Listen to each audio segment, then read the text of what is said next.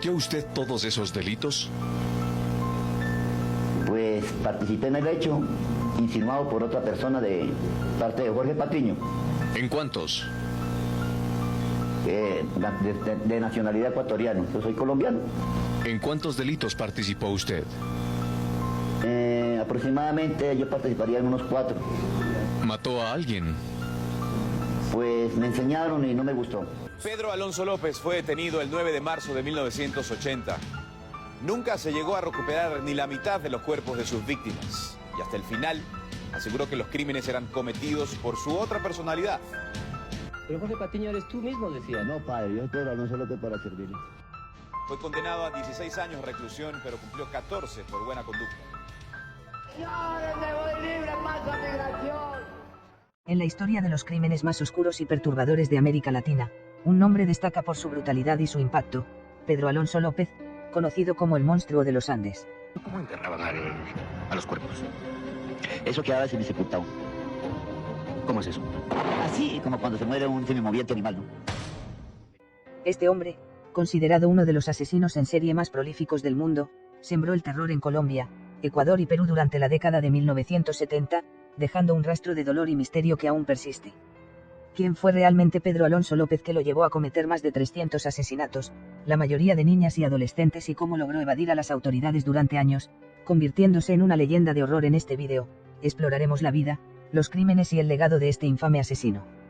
Desde su traumática infancia marcada por el abuso y el abandono, hasta su captura y los interrogantes que aún rodean su paradero. Acompáñanos a adentrarnos en uno de los casos más impactantes de la historia criminal, un relato que nos obliga a preguntarnos, ¿cómo pudo ocurrir algo así? Este es el caso de Pedro Alonso López, el monstruo de los Andes. ¿Cómo enterraban a los cuerpos? Eso quedaba sin ejecutado. ¿Cómo es eso? Así como cuando se muere un semimoviente animal, ¿no? ¿Le echaban paja? Eso, lo hacía a Wikipedia, ¿no? Bueno, pues ese fue clip. Es increíble cómo estos asesinos cuentan sus crímenes con tanta naturalidad, como si se tratase de algo normal. Es completamente increíble. A continuación, seguiremos con la historia de este criminal. Nacimiento y familia. Pedro Alonso López nació el 8 de octubre de 1948 en Venadillo, un pequeño municipio en el departamento de Tolima, Colombia. Fue el séptimo de 13 hijos en una familia extremadamente pobre. Su madre, una mujer analfabeta y con recursos limitados, luchaba por mantener a su numerosa familia en condiciones de extrema precariedad. Abuso sexual y expulsión del hogar. Uno de los eventos más traumáticos de la infancia de López ocurrió cuando tenía alrededor de 8 años. Según sus propias declaraciones, fue violado por un hombre que trabajaba en su vecindario. Cuando su madre descubrió lo sucedido, en lugar de brindarle apoyo, lo expulsó de casa, considerándolo una deshonra para la familia. Este rechazo por parte de su madre, figura central en su vida, dejó una profunda huella emocional en el joven Pedro. Vida en las calles.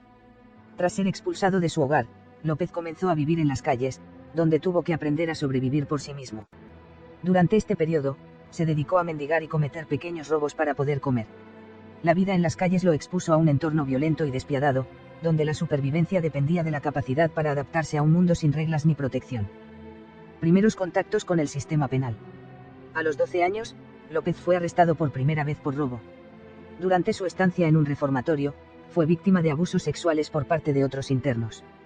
Estos abusos, según sus propias palabras, lo llevaron a desarrollar un profundo resentimiento hacia la sociedad y, en particular, hacia las mujeres, a quienes comenzó a ver como objetos de venganza. Inicios de su vida criminal. López comenzó su vida criminal a una edad temprana. Fue arrestado por primera vez a los 18 años por robo y pasó varios años en prisión. Durante su estancia en la cárcel, afirmó haber sido violado por otros reclusos, lo que, según él, lo llevó a desarrollar un profundo odio hacia la sociedad y, en particular, hacia las mujeres. Métodos y modus operandi. Pedro Alonso López tenía un modus operandi bien definido, que le permitió cometer sus crímenes durante años sin ser detectado de inmediato. Sus métodos incluían selección de víctimas. López se enfocaba en niñas y adolescentes, generalmente entre los 8 y 16 años, que vivían en áreas rurales o marginales. Elegía a sus víctimas en mercados, escuelas o lugares públicos donde las niñas estaban solas o desprotegidas. Engaño y secuestro. Utilizaba tácticas de manipulación para ganarse la confianza de sus víctimas. A menudo se hacía pasar por un vendedor, un sacerdote o incluso un benefactor que ofrecía regalos o dinero. Una vez que las niñas se acercaban, las llevaba a lugares aislados. Abuso sexual y asesinato. Después de secuestrar a sus víctimas, López las violaba y luego las estrangulaba. En algunos casos, también las golpeaba brutalmente antes de matarlas. Sus crímenes eran extremadamente violentos y despiadados. Ocultamiento de los cuerpos. López enterraba los cuerpos de sus víctimas en fosas poco profundas o los escondía en áreas remotas, como bosques, ríos o zonas montañosas. Esto dificultaba su descubrimiento y permitía que los crímenes pasaran desapercibidos durante mucho tiempo. López operó en 3 países, Colombia, Ecuador y Perú. Aunque las cifras exactas de sus víctimas son difíciles de determinar debido a la falta de registros y la naturaleza clandestina de sus crímenes, se estima que pudo haber asesinado a más de 300 niñas y adolescentes. Aquí se detalla su actividad en cada país. Aunque la mayoría de las víctimas de López permanecen en el anonimato, algunas historias han salido a la luz gracias a los testimonios de sus familias y las investigaciones posteriores a su captura. Aquí se mencionan algunos casos. En Ecuador. María Susana Flores, una de las víctimas más conocidas en Ecuador. María tenía 12 años cuando desapareció en Ambato. Su cuerpo fue encontrado semanas después, y su caso fue uno de los que llevó a las autoridades a intensificar la búsqueda de López. Ana Lucía Torres, desapareció a los 9 años mientras caminaba hacia la escuela. Su familia la buscó durante meses antes de descubrir que había sido una de las víctimas de López. En Colombia. Carmen Rosa López, una niña de 10 años que desapareció en el departamento de Tolima. Su familia nunca encontró su cuerpo, pero López confesó haberla asesinado durante su interrogatorio. Luisa Fernanda Gómez, desapareció a los 14 años en una zona rural de Huila. Su caso fue uno de los muchos que no fueron investigados adecuadamente en su momento. En Perú. Rosa María Quispe, una adolescente de 15 años que desapareció cerca de la frontera con Ecuador. Su cuerpo fue encontrado meses después, pero el caso nunca fue resuelto hasta la confesión de López. El legado de las víctimas. A pesar del horror y la impunidad que rodea muchos de estos crímenes, las víctimas de Pedro Alonso López no han sido olvidadas.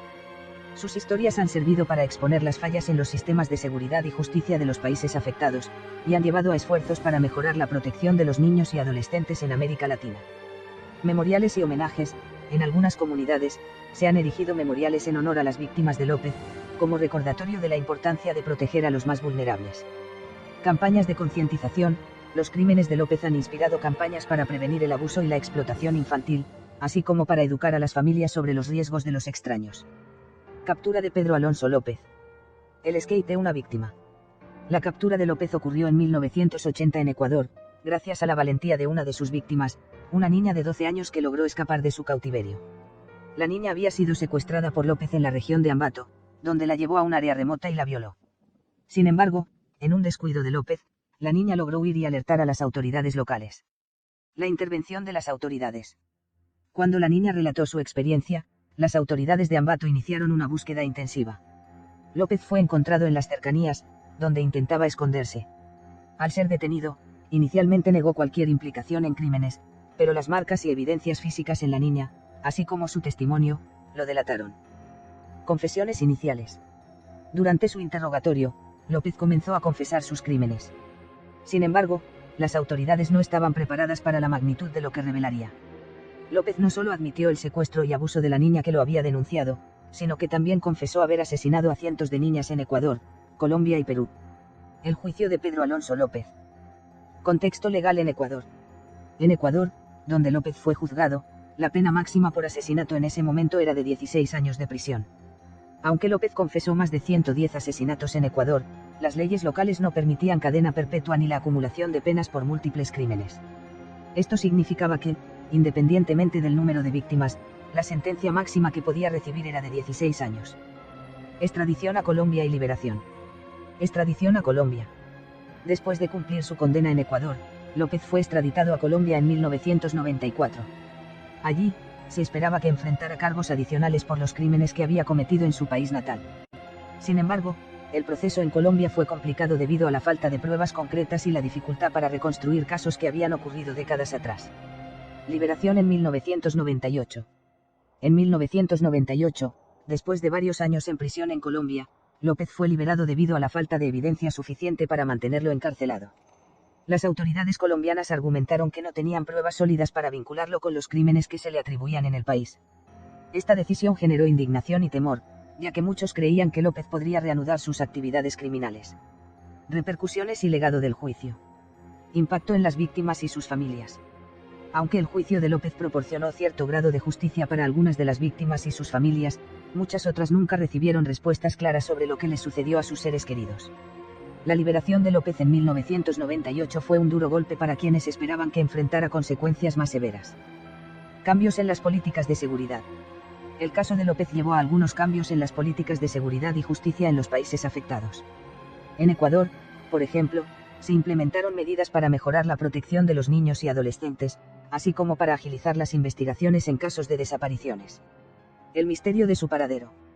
Después de su liberación en 1998, López desapareció de la vista pública.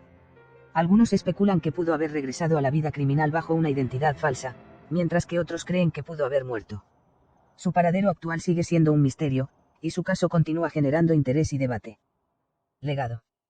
Pedro Alonso López es recordado como uno de los asesinos en serie más prolíficos y brutales de la historia. Su caso ha sido estudiado por criminólogos y psicólogos forenses, quienes han intentado comprender las motivaciones detrás de sus crímenes. Su historia también ha sido objeto de varios documentales y libros, que han intentado arrojar luz sobre los detalles de su vida y sus crímenes. A pesar de los esfuerzos por capturarlo y llevarlo ante la justicia, muchos de sus crímenes siguen sin resolverse, y las familias de sus víctimas continúan buscando justicia y cierre.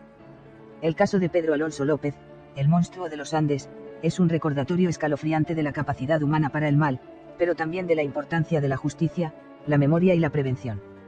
Aunque López fue capturado y condenado, muchas preguntas siguen sin respuesta, y el dolor de las familias de las víctimas persiste. Este caso nos obliga a reflexionar sobre cómo proteger a los más vulnerables y cómo fortalecer nuestros sistemas para que crímenes como estos nunca vuelvan a ocurrir. La historia de López no solo es una de horror, sino también una llamada a la acción para construir un mundo más seguro y justo. Gracias por acompañarnos en este recorrido por uno de los casos más impactantes de la historia criminal. Si te gustó este video, no olvides darle like, suscribirte y activar la campanita para más contenido como este.